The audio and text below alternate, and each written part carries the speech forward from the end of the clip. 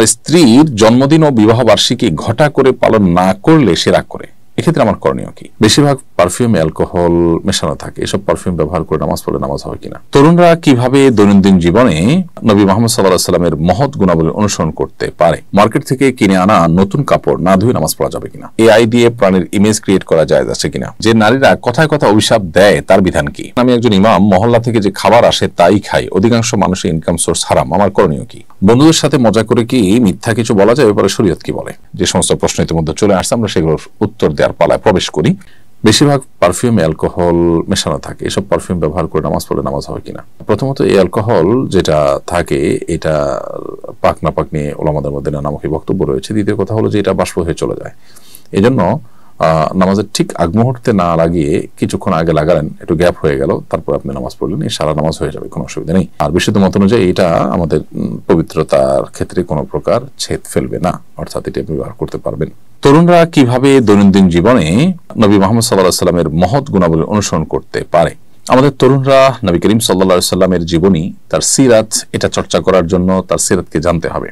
জানার জন্য নবী সাল্লাল্লাহু আলাইহি সাল্লামের জীবন ইতিহাসমূলক যে কোনো বই, রহমতুল্লাহ আলামিন, আর রাহিকুল মাখতুম, অথবা আরো ডক্টর আলী সাল্লাবির যে নবী সাল্লাল্লাহু আলাইহি সাল্লামের জীবন ইতিহাসের বই, এগুলো আমরা পড়তে পারি, এগুলো আমাদের পাঠ্য তালিকায় থাকতে পারে। সেগুলো আমাদেরকে ইনশাআল্লাহ নবী সাল্লাল্লাহু আলাইহি সাল্লামের মহৎ গুণাবলীকে অনুসরণ করতে উদ্বুদ্ধ করবে, সাহায্য করবে ইনশাআল্লাহ তাআলা। মার্কেট থেকে কিনে আনা নতুন কাপড় না ধুয়ে নামাজ পড়া যাবে কিনা? নতুন কাপড় কিনে আনার পর ধোয়া ছাড়াই নামাজ পড়তে চাইলে পড়তে পারবেন, যদি সেখানে কোনো নাপাক দৃশ্যমান না থাকে। নতুন পোশাক কোথা থেকে এসেছে, কার হাত হয়ে এসেছে, না জানে পাক না পাক থাকতে পারে, এরকম সন্দেহ সংশয়ের ভিত্তিতে কোনো বিধান শরীয়তে সাব্যস্ত হয় না। যেহেতু আপাত দৃষ্টিতে সেখানে কোনো নাপাক নেই এবং নাপাক এখানে লাগার বাহ্যত কোনো কারণ নেই, কোনো অ্যাক্সিডেন্টাল কেস ছাড়া, সেজন্য সেটাকে পবিত্র ধরা হবে এবং সেটা পরে সালাত আদায় করা যাবে। তবে স্বাস্থ্যগত কারণে বা অন্য কোনো কারণে আপনি এটাকে ধুয়ে পরিচ্ছন্ন করে সালাত আদায় করতে চান, সেটা ভিন্ন বিষয়, কিন্তু শরিয়ার কোনো নিষেধাজ্ঞা এখানে নেই। জাহাঙ্গীর ফয়েজ আপনি লিখেছেন, এআই দিয়ে প্রাণীর ইমেজ ক্রিয়েট করা যায় আছে কিনা? এআই দিয়ে সম্পূর্ণ একজন মানুষের মতো ইমেজ ক্রিয়েট করার একটা ব্যাপার এখন আমরা দেখছি। সাধারণত যেই কারণে নবী করিম সাল্লাল্লাহু আলাইহি সাল্লাম ছবি অঙ্কন করতে নিষেধ করেছেন, এখানে সেই কারণটা অনেকখানি বিদ্যমান, এবং মানুষ যে হাতে অঙ্কন করে আরেকটা প্রাণীর ছবি বা ভাস্কর্য, এই এআই দিয়ে তৈরি করাটা অনেকটা সেরকমই। তো সেই কারণে এটাও হারাম হওয়াটাই হলো আপনার কোরআন ও সুন্নাহর সাধারণ যে আপনার ডিমান্ড সেটা। তারপরও আমরা এই বিষয়ে আশা করব যে বিদগ্ধ বিচক্ষণ দেশি কিংবা বিদেশি বিভিন্ন স্কলারগণ আছেন, সিনিয়র উলামা ইকরাম আছেন, তাদের আরো ডিটেইল ফতোয়া নিয়ে ইনশাআল্লাহ আপনাদেরকে আমরা জানানোর চেষ্টা করব। এমনি রাসেল লিখেছেন যে নারীরা কথায় কথা অভিশাপ দেয় তার বিধান কি? তাদের দোয়া কি কবুল হবে? নারী হোক আর পুরুষ হোক, কথায় কথা অভিশাপ দেওয়াটা এটা ভালো জিনিস নয়। নবী করিম সাল্লাল্লাহু আলাইহি সাল্লাম তার সম্পর্কে হাদিসে বর্ণিত হয়েছে যে নবী করিম সাল্লাল্লাহু আলাইহি সাল্লাম তিনি লাআন, তাআন, ফাহিশ এবং বাযী ছিলেন না, অর্থাৎ কথা কথা অভিশাপকারী, মানুষকে দোষারোপকারী, অশ্লীল উক্তিকারী, অশ্লীল কাজ করা মানুষ, অথবা নিচু কথা বলা, নিচু চিন্তার এরকম কোন চরিত্রের থেকে আল্লাহ নবী সাল্লাল্লাহু আলাইহি ওয়াসাল্লাম পবিত্র ছিলেন। তার মানে তিনি কখনো এগুলো করতেন না। তো সেজন্য কোন নারী হোক আর কোন পুরুষ হোক, যিনি কথা কথা মানুষকে অভিশাপ দেন, তিনি অবশ্যই গুনাহগার, তিনি অবশ্যই পাপিষ্ট, এবং এটা অভিশাপ দেওয়াটা একটা গুনাহ। মানুষের প্রতি আপনি কোনো কারণে অসন্তুষ্ট হয়ে আপনি যদি কিছু তাকে ভৎসনা করতে চান, তাহলে এমন শব্দ বলবেন যেটাতে অভিশাপ নেই বরং দোয়া আছে। যেমন একজন মানুষ খারাপ কাজ করছে, আল্লাহ তোমাকে হেদায়েত দান করুক, তুমি খারাপ কাজে ফিরে আসো, এটা উৎসাহ প্রকাশ করে মানুষ বলতে পারে। কিন্তু যদি আপনি তাকে বদদোয়া দেন, তাহলে সেক্ষেত্রে আপনি নিজেই গুনাহগার হবেন। অতএব এটা নারী পুরুষ সবার জন্য সমান, কিন্তু এর মানে এই না যে অভিশাপ দিলে তার দোয়া কবুল হবে না, এমন কোনো কথা কোরআনে কোথাও নেই। তবে পাপিষ্ট হওয়ার কারণে আল্লাহর রহমত থেকে তিনি বঞ্চিত হবেন, সেটা তো বলাই বাহুল্য।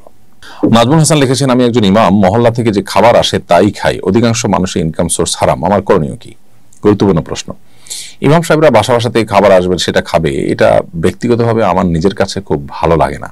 কারণ হলো, প্রথমত নানান উপার্জনের ব্যাপার আছে, দ্বিতীয়ত হলো ইমাম সাহেবের একটা আত্মসম্মানের ব্যাপার আছে।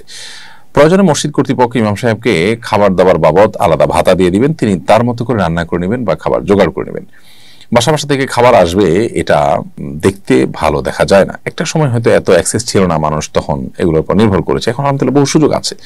সো ইমাম সাহেবদের এই উপায় থেকে, এই পদ্ধতি থেকে তাদের বের হয়ে আসা উচিত, এবং মসজিদ কর্তৃপক্ষের সেখানে সহযোগিতাপূর্ণ মানসিকতা থাকতে হবে। মূল প্রশ্ন উত্তর যদি আমরা আসি যে বেশিরভাগ মানুষের ইনকাম সোর্স হারাম, আপনার খাবার যে ইমাম হিসেবে আপনার খাবার যে বাসাগুলোতে আছে তাদের শুধু হারাম উপার্জনই আছে, কোনো হালাল উপার্জন নেই, এটা যদি আপনি জানতে পারেন তাহলে তাদের বাসার কোনো কিছু আপনার জন্য খাওয়া হালাল হবে না। আর যদি হালাল হারাম মিশ্রিত থাকে তাহলে আপনার চেষ্টা করতে হবে সেটা অ্যাভয়েড করার, কিন্তু সেটা খেলে আপনার জন্য হারাম হবে না। এই জন্য যে বাসাগুলোতে খাবার আছে সে বাসাগুলো ঠিক কোন ক্যাটাগরি তাদের উপার্জনটা সেটা আপনাকে বের করতে হবে, তারপর আপনি ডিসিশন আসতে সহজ হবে। বন্ধুদের সাথে মজা করে কি মিথ্যা কিছু বলা যায়, ব্যাপারে শরীয়ত কি বলে? আমাদের তরুণদের অনেকের মধ্যে এই ব্যাধিটি বেশ মারাত্মকভাবে দেখা যাচ্ছে যে রসিকতা করে মিছামিছি তারা অসত্য কথা বলছেন, মিথ্যা কথা বলছেন এবং মনে করছেন যে এটা পার্ট অফ বিনোদন, এটা তো সিরিয়াস না, তাহলে গুনাহ হবে না। অথচ মিথ্যা এতটা ভয়াবহ অপরাধ, এত বড় গুনাহ যে সিরিয়াসলি মিথ্যা বলা তো গুনাহ বটেই, পাশাপাশি কেউ যদি রসিকতা করে দুষ্টমির ছলেও মিথ্যা বলেন সেটাও কিন্তু গুনাহ এবং কবিরা গুনাহ। এই জন্য নবী করিম সাল্লাল্লাহু আলাইহি ওয়াসাল্লাম বলেছেন, আনা যাইবুন বিবাইতিন ফি ওয়াসাতিল জান্নাহ লিমান তারাকাল কিযবা ওয়া ইন কানা মাযিহান। যে ব্যক্তি মিথ্যা কথা পরিহার করবে, হোক সেটা দুষ্টমি করে, রসিকতা করেও যে মিথ্যা কথা বলবে না, সে ব্যক্তির জন্য নবী সাল্লাল্লাহু আলাইহি ওয়াসাল্লাম জান্নাতের সেন্টার পয়েন্টে একটি প্রাসাদ আল্লাহর কাছ থেকে পাইয়ে দেওয়ার দায়িত্ব দিয়ে নিয়েছেন। এই জন্য মিথ্যা সর্বাবস্থা পরিত্যাজ্য, হোক সিরিয়াসলি হোক সেটা দুষ্টমি করে আপনার বিনোদনের চলে। রসিকতা করে ইমানদার মুসলিম একজন মানুষ তিনি মিথ্যা কথা বলবেন না। একটু ঘুরিয়ে বলা যেটা সরাসরি মিথ্যা নয় সেটা ভিন্ন বিষয়, কিন্তু যেটা একবারে ডাইরেক্ট মিথ্যা, সরাসরি মিথ্যা, যেটা একবারে কাটা মিথ্যা, সেরকম কোনো মিথ্যা কথা বলা জায়েজ নাই। এমনকি রসিকতার ছলেও সেই জন্য কিন্তু গুনাহগার হতে হবে, আল্লাহর কাছে জবাবদিহি করতে হবে। আল্লাহ আমাদেরকে বোঝার তৌফিক দান করুন। শরীফা মিতা আপনি লিখেছেন, আমার স্ত্রীর জন্মদিন ও বিবাহ বার্ষিকী ঘটা করে পালন না করলে সে রাগ করে, এক্ষেত্রে আমার করণীয় কি? সরি শরীফ মিতা, আপনার প্রশ্নের উত্তরে আমরা বলতে চাই যে স্ত্রী যদি তার জন্মবার্ষিকী বা বিবার্ষিকী না পালন করলে দিয়ে নাখোশ হন, তাহলে তাকে আসলে বোঝানো দরকার।